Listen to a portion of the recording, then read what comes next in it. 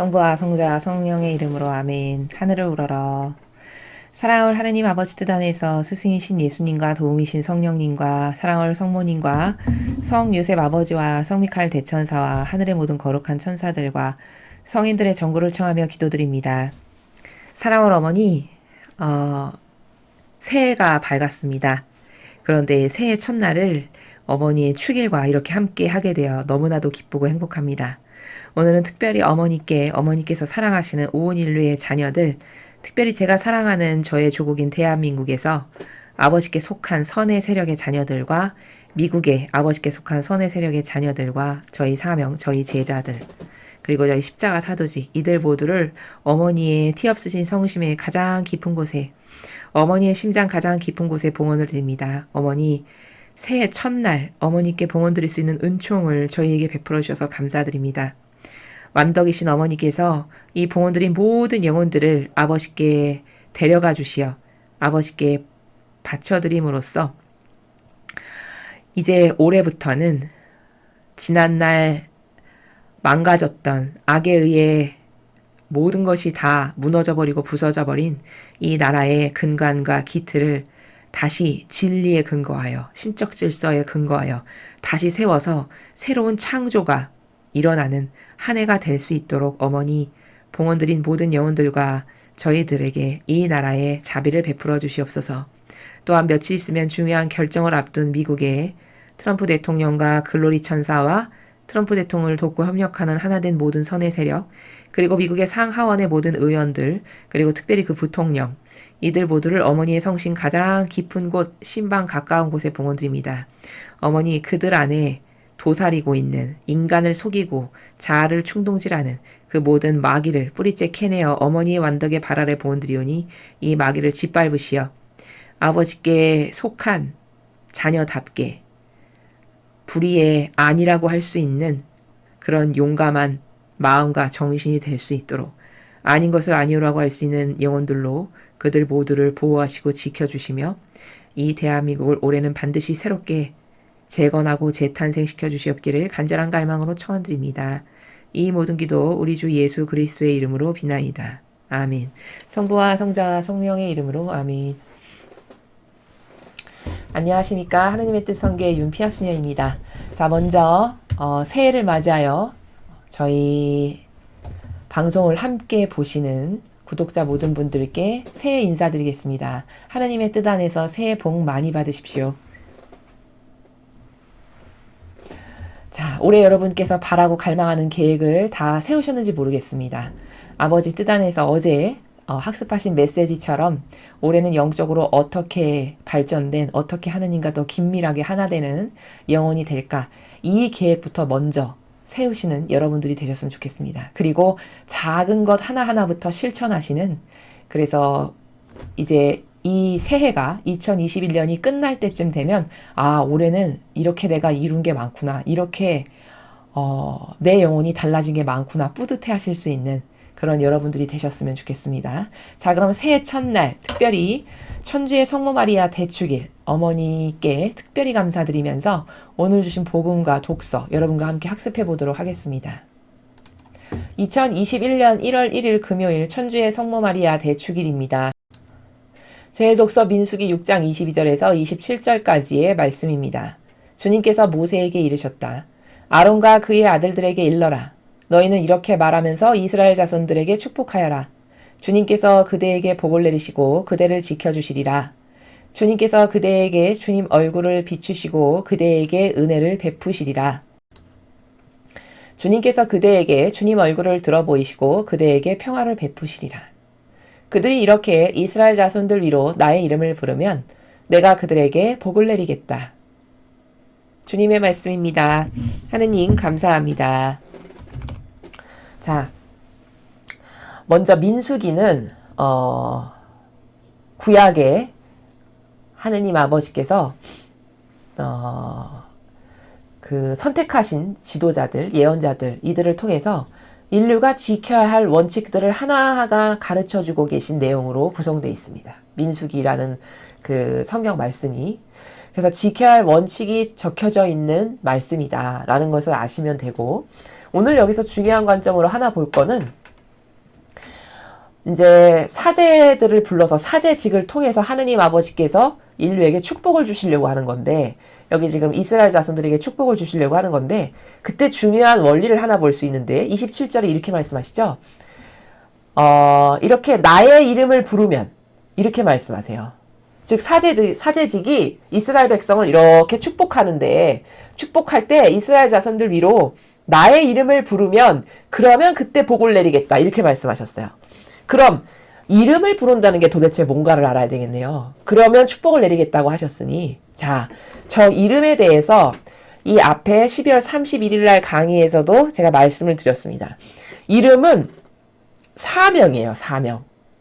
그러니까 예를 들어 예수 그리스도다 하면은, 예수는 예수님의 인성의 이름이시고 그리스도는 신성을 뜻하시는 거죠. 즉 신성의 그리스도라고 하는 사명으로 오셨다라는 거예요. 그러면 이름은 곧 사명이므로 우리 주 그리스도의 이름으로 비나이다 라고 그리스도를 부르면 그 구원자로서 우리에게 주시고자 하시는 축복을 받을 수 있게 된다라는 뜻입니다. 자, 그럼 예수님의 이름으로써 주님이라고도 우리가 부르죠.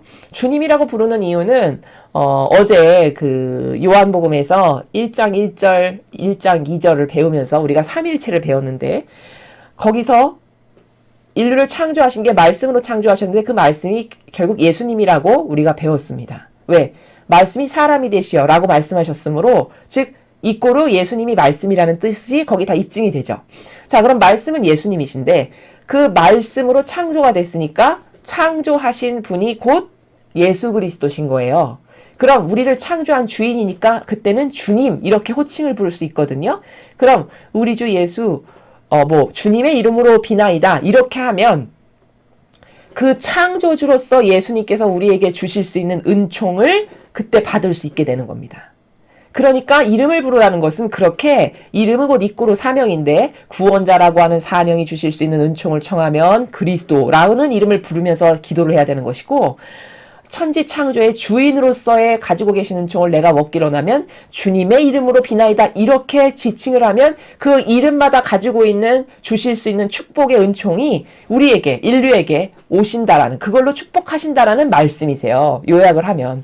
그래서 이걸 적용해 보면은 성모님을 지칭하는 호칭이 엄청 많죠. 호칭기도 여러분 들어보셨을 겁니다. 바다의 별이신 어머니, 사도들의 모이신 어머니, 무슨 어머니, 무슨 어머니 엄청 많죠. 그게 이제 이유를 아시겠죠. 사도들의 모이신 어머니라고 부르면 사도들의 모로서 우리에게 주실 수 있는 은총을 받기를 갈망할 때 그 이름으로 호칭해서 부르는 거예요. 성모님을. 바다의 별이신, 그러면 그 바다의 별이라고 지칭하실 때 어머니가 가지고 계신 은총, 그 은총을 얻길 원할 때 그 이름으로 호칭해서 부르면 그 은총을 우리에게 주실 수 있는. 그래서 제가 성모님에 대해서 말씀을 드릴 때 예수님은 하나님의 신성으로 잉태가 되신 거고 창조가 되신 거고, 어머니는 하나님의 은총의 바다에서 창조되셨다고 말씀을 드렸어요. 그러니까 은총의 바다에서 창조됐기 때문에 하나님이 가지고 계신 은총에 헤아릴 수 없죠. 바다라고 할 만큼이니까. 그래서 어머니를 부르시는 호칭이 그렇게 많은 겁니다. 그 은총의 바다에서 창조되셨기 때문에. 그래서 성모님께서 우리에게 주실 은총이 엄청나게 많아요. 무슨 어머니, 무슨 어머니, 그게 다 은총의 종류를 말하는 거예요. 그래서 어디에 보면은 이렇게 적혀 있는데, 성모님이 받으신 은총은 거의 예수님이 받으신 은총과 맞먹는다라고 되어 있습니다. 그게 왜냐? 그렇게 어머니의 탄생이 은총의 바다로 탄생되신, 창조되신 분이기 때문이다라는 거고, 그 이름을 부르면이라고 하는 나라를 이제 여러분이 무슨 말씀이신지 아실 거예요. 자, 그러면 그 이름을 부르게 된다라는 것은 영적으로 뭐냐면, 그리스도라는 이름을 불러서 뭘 청하잖아요. 그러면 220V 전기의 콘센트를 딱 꽂아서 접촉되는 것과 같은 겁니다. 여러분, 전기가 아무리 많으면 뭐합니까? 그 전기를 내가 활용하고 나에게 이득이 되게 쓰려면 콘센트를 꽂아야 되죠. 그럼 그 이름을 부른다라고 하는, 이름을 부르면 내가 그때 축복을 내리겠다라고 하는 것은 전기 코드를 꼽아야 된다라는 거예요. 즉 그리스도라고 그 이름을 직접 말씀을 드리면서 청어드리면 전기 코드 220V를 꽂음으로써 전기가 확 들어오게 되는, 이게 바로 이름을 부르면이라고 하는 나라라는 거죠. 혹은 이렇게도 설명할 수 있어요. 물을 받으려면 수도꼭지를 열어야 되죠. 대야를 갖다 놓고 아무리 많은 것을 한다 한들 수도꼭지를 열지 않으면 아무 소용이 없죠. 대야를 갖다 놓고 수도꼭지를 딱 틀면 그때 물이 확 나오듯이 그 수도꼭지를 여는 게 바로 이름을 부르는 나라다라는 겁니다. 그렇게 너희가 나의 이름을 부르면 내가 이제 너희들에게 복을 준다. 이렇게 말씀하시는 거거든요. 자, 그럼 이제 이해가 됐으면 여러분이 평상시에 기도 생활 하시는 것 중에 잘못된 것이 굉장히 많아요. 우리가 깨닫지 못해서 그렇지. 그 잘못된 것 중에 하나가 제가 다른 강의에서 말씀드렸듯이 성체성사를 할 때 이는 모든 일을 위하여 흘리는 피다. 이게 잘못됐다라고 제가 말씀드렸어요. 왜? 예수님은 모든 일을 위해서 피 흘리지 않으셨어요. 이건 저승의 경고, 저승으로부터 온 경고라는 책에 나와 있는 내용이에요. 거기 분명히 밝히기를 마귀를 위해서도 피를 흘리지는 않으셨다는 거예요. 악을 위해서도, 지옥으로 간 영혼을 위해서도 피를 흘리진 않았다라고 나와요. 결과론적으로. 그럼 뭘까? 모든 일을 위하여 흘릴 피다는 잘못된 거죠. 고로 모든 일을 사랑하세요는 잘못된 겁니다. 이 교회가 이야기하는. 자, 그러면 또 오늘 이 이름에 관련돼서 잘못된 걸 하나 여러분에게 말씀드리면, 이 교회가 후미에, 기도 후미에 이렇게 이야기하잖아요. 우리 주 그리스도를 통하여 비나이다. 이렇게 말하잖아요. 그 통하여가 잘못됐다라는 거예요. 우리 주 예수 그리스도의 이름으로 비나이다. 이렇게 해야 그 그리스도라고 하는 그 이름의 사명으로부터 저에게 은총을 주십시오. 이렇게 수도꼭지를 확 트는 역할이 그때부터 전개가 되는 거거든요. 근데 우리 주 예수 그리스도를 통하여 비나이다 하면은 통하는 것은 스쳐 지나가는 거죠. 고로 어떤 영적으로 물을 수도꼭지를 확 틀거나 아니면 콘센트를 확 꽂아서 접지가 되는 것하고는 다른 나라예요. 그건 어스부리하게 그냥 쓱 지나감으로써 여러분이 은총을 받지 못하게, 하느님 아버지께서 주시고자 하는 축복을 받지 못하게끔 간교한 마귀가 계략적으로 이 교회 안에 숨어 들어가서 이런 기도문을 다 조금씩 다 바꿔놨거든요. 그 중에 하나가 성체성사의 그런 모든 이가 아니라 많은 이를 위하여 흘리는 피다라고 바꿔야 된다라고 증언하는데, 바로 그런 거. 그리고 오늘 여기 이름이 나와서 말씀을 드리면 우리 주 예수 그리스도를 통하여 비나이다는 잘못됐다. 예를 들어 은총을 100%로 받아야 되는데 우리 주 예수 그리스도를 통하여 비나이다 이렇게 하면 은총을 1%로 받게끔 약화시키는 거예요. 질을 다 떨어뜨리는 거죠. 그러나 우리 주 예수 그리스도의 이름으로 비나이다 하면은 콘센트를 확 꼽는 것이요, 수도꼭지를 확 트는 것과 똑같은, 영적으로는 그런 작용이다 라는 것을 오늘 이 민수기를 통해 주시는 말씀을 통해서 우리가 하나 배워야 될 게 그거라는 거죠. 그래서 여러분이 앞으로 기도하실 때, 개인적으로도 집에서라도 기도를 하실 때 우리 주 예수 그리스도를 통하여 비나이다 이렇게 하시면 안 됩니다. 그럼 여러분에게 저에게 축복 조금 주세요 이렇게 하는 것과 똑같은 행위예요. 스쳐 지나가라고 하는 마귀가 뿌려놓은 이 교회를 통해서 기도문 같은 것도 다 이렇게 조금씩 변질시켰는데, 그런 악습이, 그 마귀가 세워놓은 전통이 뭔지도 모르고 그냥 신자들은 시키니까 그냥 따라한 거거든요. 여러분이 더 많은 축복과 은총을 낭비됨 없이 받고 싶으시면은 우리 주 예수 그리스도의 이름으로 비나이다 이렇게 하셔야만 그 은총이 효과적으로 확 우리에게 마치 콘센트를 꽂고 수도꼭지를 여는 것과 같이 여러분에게 그렇게 오실 수 있는 통로가, 확실한 통로가 열리는 거다. 영적으로는 그런 거니까 여러분은 앞으로 기도하실 때 의식적으로 생각해서 고쳐서 자꾸 바치시는 그런 연습을 하셨으면 좋겠습니다. 자, 계속해서 제2독서 함께 보시겠습니다. 제2독서 사도 바오로의 갈라티아서 4장 4절에서 7절까지 말씀입니다. 형제 여러분, 때가 찾아 하느님께서 주님의 아드님을 보내시어 여인에게서 태어나 율법 아래 놓이게 하셨습니다. 율법 아래 있는 이들을 속량하시어 우리가 하느님의 자녀되는 자격을 얻게 하시려는 것이었습니다. 진정 여러분이 자녀이기 때문에 하느님께서 주님 아드님의 영을 우리 마음 안에 보내주셨습니다. 그 영께서 아빠 아버지 하고 외치고 계십니다. 그러므로 그대는 더 이상 종이 아니라 자녀입니다. 그리고 자녀라면 하느님께서 세워주신 상속자이기도 합니다. 주님의 말씀입니다. 하느님 감사합니다. 자, 지금 바오로 사도가 이야기하는 저 나라는 어떤 나라냐면 이거예요. 요약 정리하면 영의 세계가 이렇게 지금 발전되어 가고 있다라는 거를 말씀하시는 거예요. 우리가 과학기술이 마차 타던 시대에서 비행기 타는 시대, 초음파 음속 비행기가 다니는 시대로 이렇게 발전하듯이 영적인 세계도 하느님과 인류와의 관계성 가운데서 아버지가 우리에게 주시고자 하시는 은총의 세계도 엄청나게 격상되어 가고 있거든요. 그 격상되어 가고 있는 것을 지금 바오로 사도가 자신이 살아가던 그 시대의 관점에서 바라보고 있어요. 그래서 여기 이렇게 말하죠. 원래 율법 아래 있었는데 이제 예수님이 오셨잖아요. 그럼 그 인간의 그 제도와 전통이 만들어 놓은 율법을 폐기하시고 신적인 법인 진리를 오심으로써 똑바로 가르치고 공표하고 전하시고 그렇게 함으로써 이제 우리가 율법에 속량된 사람이 아니라 하느님의 자녀가 되는 자격을 얻게 하시려고 이 지상에 오셨다. 곧 다시 말하면 예수님이 오셔서 새로운 신적 질서와 진리를 가르치고 전하시는 바람에 그 예수님 덕분으로 우리의 이 영적 수준이 자녀라고 하잖아요. 여기서 격상됐음을 말하는 거예요.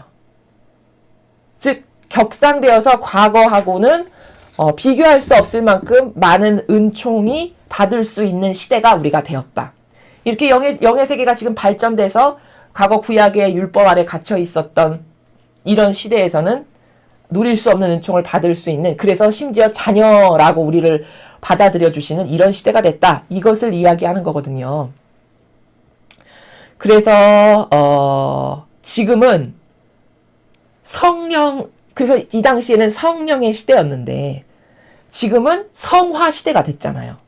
즉 창조의 피아 시대가 있었고 구원의 피아 시대가 있었고 지금은 이제 성화의 피아 시대란 말이죠. 우리가 살아가는 시대가.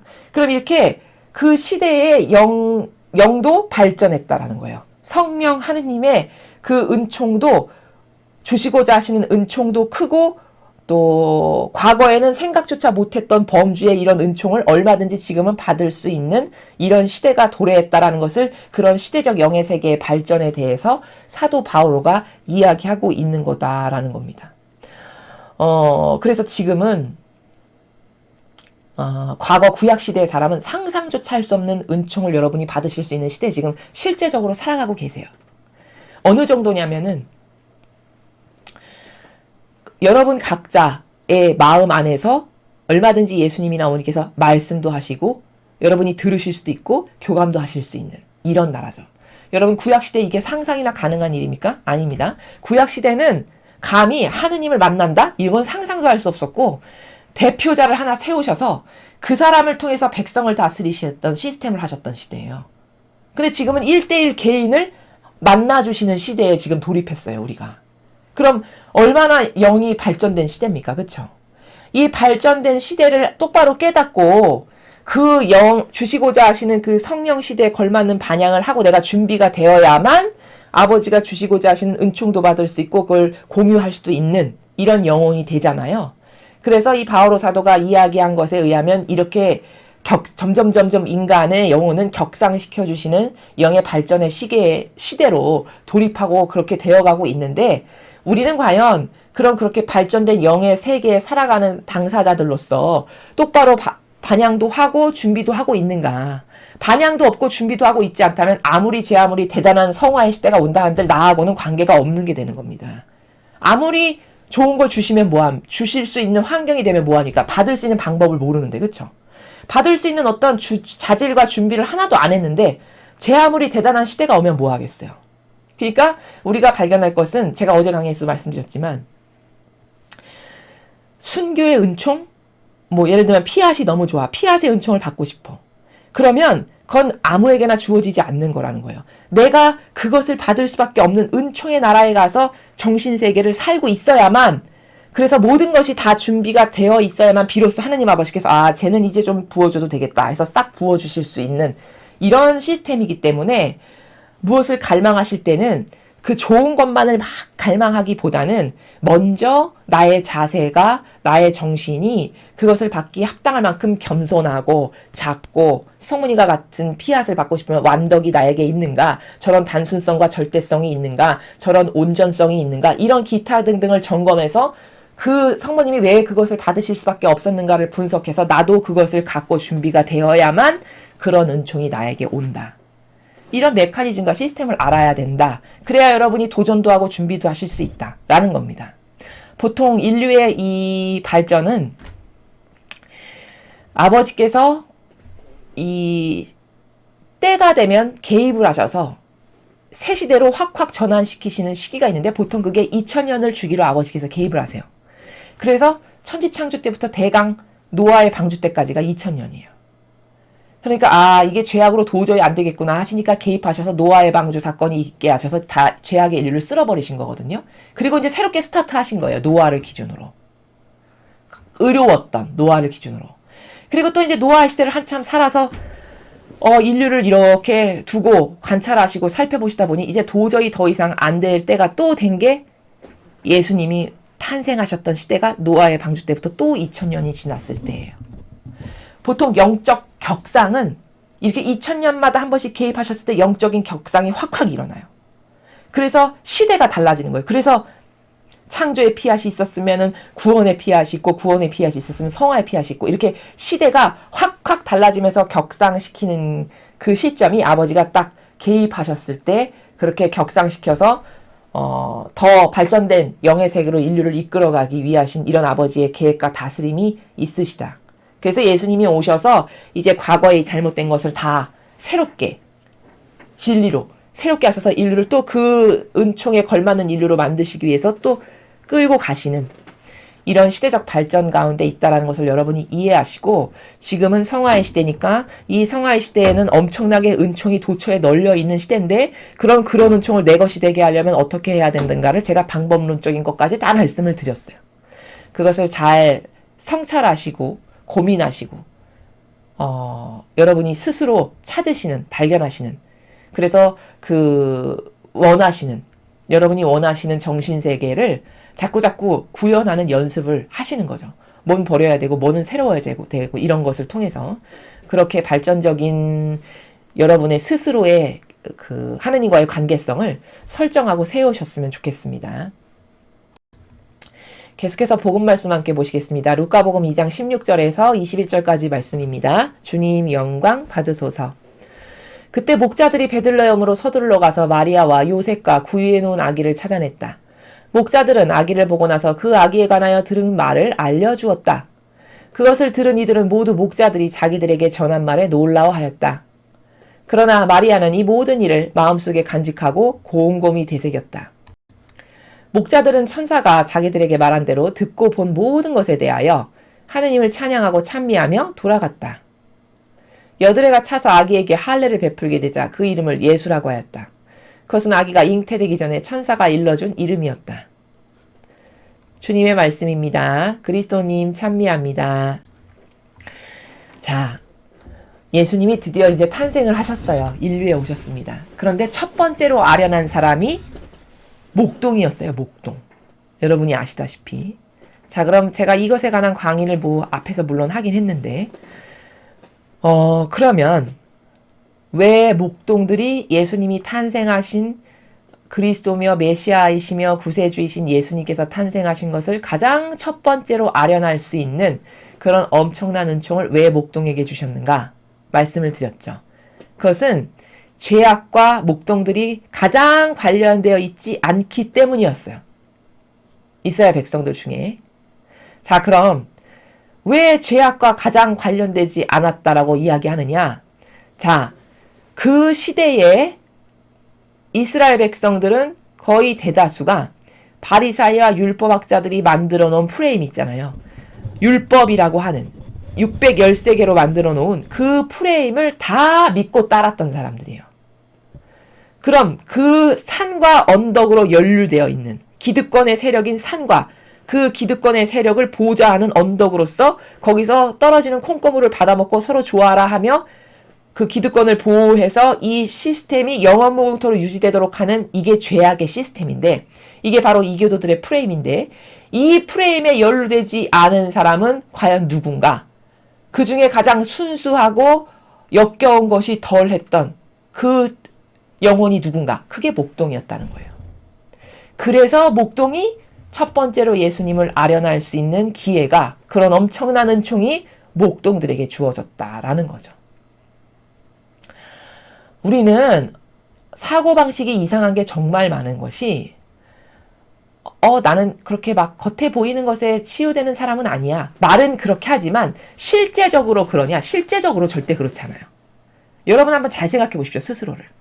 나는 그렇게 겉에 보이는 그렇게 겉모습에 치중되는 그런 사람 아니야. 많은 사람들이 그렇게 말을 해요, 자신을 두고. 그런데 실제 뭐를 결정하고 선택하는 순간에 그러냐? 라고 보면 그렇지 않다는 거죠. 어디서 드러나냐? 이교도의 높은 직함을 가진 사람들이 와서 뭐를 축복을 한다, 무엇을 행사를 한다. 그럼 거기에 우르르르 많은 사람이 가서 미어 터지는 것은 왜일까요? 그들이 다 그런 형식과 형상과 겉보이는 것에 속는다는 반증이에요. 속는 사람이 그렇게 많다라는 거죠. 근데 그들이 다 스스로를 생각할 때 나는 그렇게 막 피상적이고 그런 막연한 사람은 아니지. 이렇게 자기를 모른다는 거죠. 그런 사고방식으로 계속 점철돼서 살면 절대 성경을 올바로 보거나 깨달을 수가 없어요. 왜냐? 그런 사고방식과 성경은 정반대거든요. 그런 사고방식은 다 유물론적이고 인간적이고 자아를 우상으로 숭배하는 사고방식이지만 하나님께서 말씀하시는 이 진리의 모든 세계는 다 본질의 정수들만을 말씀하시는 세계란 말이에요. 그럼 본질의 정수는 다 근원적인 사고방식, 원리적 사고방식만을 해야 그게 보이거든요. 근데 원리적이고 근원적인 사고방식을 일평생 한 번도 안 해봤으니 어떻게 성경에 나오는 말씀을 알아들을 수가 있겠어요. 그렇죠? 110볼트면 110볼트 맞는 것을 갖다 껴야만이 전기가 통하잖아요. 그럼 하느님의 말씀을 알아들으려면 이 말씀을 알아들을 수 있는 같은 종류의 사고방식을 해야만 알아들을 수가 있다는 거죠. 그러나 대다수의 인간은 절대 그런 사고방식을 하지 않아요. 다 인간적이고 육적인 기호 안에서 사고를 하지. 그러니까 성경이 어렵고 잘 못 알아듣겠고 무슨 말인지 재미도 없고 그런 것은 다 우리의 기호가 수십 년을 두고 이 이교도들이 짜놓은 프레임. 오늘도 왜 목동이 첫 번째로 아련한다는 것을 이해하기가 어려울까? 일반 사람은. 그거는 직분 이코르 하느님이 사랑하시는 사람. 직함 이코르 하느님과 동급으로 높은 사람. 이렇게 인식하는 세계에서 살아가기 때문이에요. 그러나 마라나타 메시지를 통해서 아버지께서 맨날 말씀하시죠. 얘들아 직분에 속지 마라. 직함에 속지 마라. 그 말은 왜 하실까요? 왜 반복해서 하실까요? 그만큼 많이 속기 때문이죠. 역으로 말하면. 그래서 목자들, 목동들이 이렇게 첫 번째로 그리스도를 아련할 수 있는 은총이 있었던 것은 그들의 영혼이 그 당시에 대다수의 모든 사람이 갇혀있던 프레임인 이교도들의 프레임인 산과 언덕으로 서로 나눠 먹고 네가 좋으면 나도 좋은 거지 이렇게 하는 그런 도둠과 강도의 프레임에 연루되어 있지 않았던 순수성과 단순성이 있었던 그런 사람들이었기 때문에 예수님을 볼 수 있는 자격 조건이 그들에게 합당했다라는 겁니다. 그럼 여러분은 이 말씀을 딱 들으면 오늘 새로운 기준이 하나 관점이 생기셔야 되는 게 신앙생활이라는 것은 이 진정성의 마음 있죠. 이 진실의 나라, 하나님은 마음의 그림자도 아시기 때문에 이 진실과 정직의 나라 있죠. 나 자신에 대해서 정직하고 하느님 아버지가 어떤 분이신지를 깨닫고 그럼 그것과 다른 나는 얼마나 비참한 존재이고 얼마나 교만하며 얼마나 고쳐야 될 게 많은가를 알고 깨닫고 실제적으로 버릴 수 있는 어떤 이런 사실적인 프로세스가 있어야 그래야만 목자들이 받았던 은총과 같은 은총이 나에게 오실 수 있고 그런 은총을 받기에 합당하다라는 것을 여러분이 이해하실 수 있으면 된다라는 겁니다. 그래서 이 목자들이 보통 사람들 같으면은 얼마나 무식하고 사람으로도 치지도 않았던 종류예요. 이 목자들이면은 목동들이거든요. 이 사람들이. 그런데 그들이 얼마나 하느님의 은총이 임하면 사람이 달라지냐면 여기 보시면 이제 천사가 와서 이렇게 그리스도가 태어날 거니까 너희가 가서 경배해라 알려줬잖아요. 그래서 이제 왔잖아요. 찾아왔잖아요. 근데 더 놀라운 건 뭐냐면 그것을 들은 이들은 모두 목자들이 자기들에게 전한 말에 놀라워하였다. 보이시죠? 18절. 즉 천사들에게 전해 들은 것을 와서 그대로 전하면서 찬미하고 경배를 하는데 보통 목동의 수준에서는 말할 수 없는 어휘와 표현과 카리스마가 나왔겠죠. 이것을 말할 때. 그러니까 그것을 전해 들은 예수님과 어머니께서 요셉 성인과 어머니께서 깜짝 놀라시는 거예요. 메시아고 그리스도인 거 본인들도 다 아셨지만 제3자를 통해서 그 증언을 듣는 순간 아 정말 진짜구나. 하느님의 영이 저들을 통해서 지금 나에게 말씀하시는구나. 이런 거를 어머니는 다 느끼셨을 거라는 거예요. 다 느끼셨다라는 것을 19절에 우리가 발견할 수 있어요. 왜 놀라워했냐? 요셉 성인과 어머니께서 성령에 이끌려서 막 증언하는 목동들을 보고 깜짝 놀란 거예요. 하나님이 역사하시니까 메시아이신 줄 알았지만 저렇게 막 생전 처음 보는 목동일 거 아니에요. 완전 남남. 완전 모르는 남남이 찾아온 거예요. 경배했다고. 여러분 생각을 해보세요. 아이가 탄생했는데 우리 집에 생판 모르는 남이 어느 날 왕께서 탄생하셨으니까 제가 경배 좀 드려야 되겠습니다. 이러고 왔다라고 생각해 보십시오. 그 깜짝 놀랄 일이 아닌가요? 깜짝 놀랄 일이죠. 게다가 와서 전하는 말씀이 구구절절이 다 신적인 질서로 가득하고 질서정연한 이런 말을 목동이 한다. 그럼 그걸 보고 얼마나 깜짝 놀랄까요? 지금 그런 상태예요. 그리고서는 그들이 성령에 취해서 말한 것을 다 들으신 어머니께서 이 모든 일을 마음속에 간직하고 곰곰이 되새겼다. 이렇게 말씀하시죠.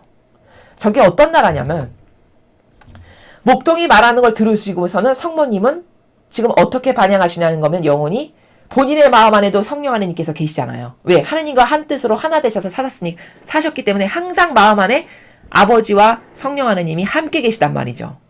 그럼 그 성령 하나님의 영의 작용에 의해서 그들이 하는 말을 들으실 거라는 거예요.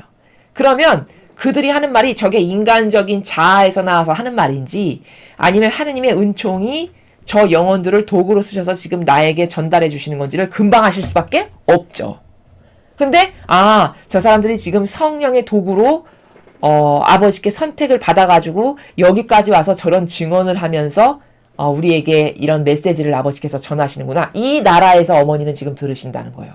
그러니까 그런 은총 또 그런 목동들이 전혀 모르는 남이 와서 전하는 이런 은총에 대해서 깜짝 놀라면서 하느님을 찬미하면서 마음속으로 이 아이가 이 그리스도가 메시아가 얼마나 대단한 인물이 되실 건가 이런 기타 등등의 생각을 곰곰이 곱씹고 생각하시면서 마음에 소중히 간직하시고 이렇게 하셨다라는 나라가 19절에 지금 쓰여있는 나라다라는 겁니다. 자, 그래서 오늘 우리는 민수기를 통해서 이름이 뭔가, 이름은 사명인데 이름으로 비나이다 이렇게 기도를 해야지만 그 은총의 순도와 질이 떨어지지 않고 그대로 여러분에게 전달될 수 있다. 이 관점의 세계를 확실히 기억하셔야 되고요. 그리고 바오로 사도가 전하는 서간에서는 이 영의 발전의 나라가 있다. 그 영의 발전의 나라에 의해서 여러분은 이제 예수님이 오셨기 때문에 예수님 때문에 우리의 신분이 그분이 우리 죄를 대신 다 배상보속하시고 이렇게 진리를 새롭게 가르치시고 신적 질서를 세움으로써 과거하고는 비교할 수 없는 새로운 차원의 세계로 우리를 격상시켜 주셨다. 그래서 우리가 뭐 자녀다 이렇게 말하는 거고 그런 것처럼 지금 시대는 또 더 발전해서 성화의 시대가 됐다. 성화의 시대는 성화, 거룩하게 된다는 거예요. 우리 자신이. 어떻게? 예수님이나 어머니와 완전히 하나 돼서. 완전히 하나 돼서 거룩해지면 내가 듣기도 하고 내 안에서 예수님과 어머니를 통해서 듣기도 하고 말씀을 할 수도 있고 이런 개개인이 다 그런 것이 가능한 시대. 이게 성화의 시대다. 라는 것이고요. 그리고 오늘 이 복음을 통해서는 목동들이 선택된 이유가 도대체 뭘까? 이스라엘에 수많은 사람이 있었을 텐데 하필이면 목동. 진짜 바리사이와 율법학자가 봤으면은 바리사이와 율법학자는 그 죄인하고도 상종 안 하죠. 저 사람이 하느님의 아들이면 죄인인 걸 알 텐데 왜 저런 창녀, 세리, 불구자, 병자하고 상종을 할까? 이렇게 말하잖아요. 성경에서. 그 정도로 무시하고 깔봤던 사람들이에요. 이런 목동도 마찬가지고. 근데 그렇게 깔보고 무시했던 목동이 첫 번째로 예수님을 아련할 수 있는 엄청난 은총을 받은 것은 그들이 가장 덜 오염된 영적으로. 가장 덜 역겨운. 왜? 산과 언덕으로 그들의 프레임에 바리사이 율법학자의 프레임에 들어가지 않았던 그나마 순수하고 깨끗했던 영혼들이었기 때문에 그 죄악과 관련되어 있지 않았기 때문에 목동이 와서 예수님을 아련할 수 있었다라는 것. 그럼 도대체 신앙생활을 똑바로 한다는 건 뭘까? 나도 이런 목동처럼 이런 순수성과 단순성 그리고 진실한 마음 정직의 나라에서 하느님을 그리고 예수님을 어머니를 대해야지만 나에게도 그런 은총을 주시기에 합당한 영혼이 될 수 있다. 이렇게 요약 정리를 해서 말씀드릴 수 있습니다. 이상으로 2021년 1월 1일 금요일 천주의 성모 마리아 대축일 복음회설을 마치겠습니다. 감사합니다.